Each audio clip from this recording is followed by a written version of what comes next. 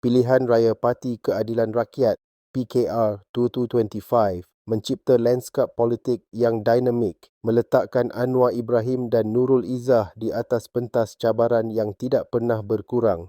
Kemenangan Nurul Izzah ke atas Datuk Seri Rafizi Ramli dengan undian 9,803 berbanding 3,866 mencetuskan sorakan namun juga disertai kebimbangan.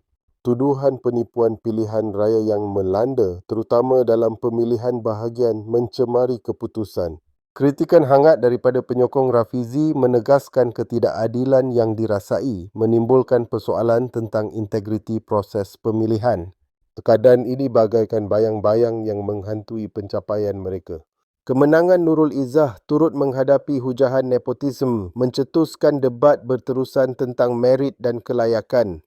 Ramai melihat kejayaannya sebagai satu pengesahan hubungan keluarga dengan Anwar bukan hanya berdasarkan kemampuan. Namun, Anwar dengan berani menjelaskan bahawa pemilihan Nurul Izzah bertumpu kepada suara ahli parti, bukan panggilan peribadi.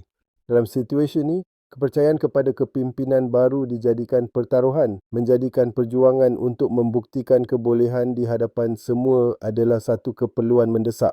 Satu lagi dilema yang perlu dihadapi adalah menenangkan ketegangan antara penyokong Rafizi dan pengikut Nurul Izzah. Kekalahan Rafizi yang turut melibatkan peletakan jawatan beberapa pemimpin menambah kehangatan dalam PKR. Penyokong Rafizi merasa terpinggir, menganggap mereka dipinggirkan walaupun ada harapan untuk mengukuhkan semula talian persahabatan. Dalam usaha ini, Nurul Izzah menerima pujian terhadap sumbangan Rafizi, walaupun ketidakcukupan komunikasi selepas pilihan raya menyebabkan jarak yang dirasai di kalangan penyokong. Kos yang lebih besar adalah perpaduan parti, di mana penting untuk menyatukan visi bagi menghadapi cabaran mendatang. Kemudian satu persoalan besar timbul, adakah Nurul Izzah mampu memimpin dengan berkesan?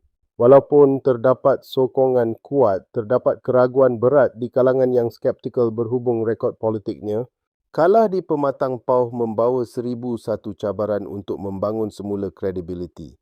Sebagai naib presiden, tanggungjawabnya bukan sekadar menjawab kritikan tetapi juga menghasilkan suatu rancangan jitu untuk menyatukan PKR menjelang pilihan raya umum ke-16. Sementara itu, Anwar berfokus pada tata kelola negara. Waktu akan menentukan sejauh mana kedua-duanya mampu mengubah cabaran ini menjadi peluang yang bermanfaat.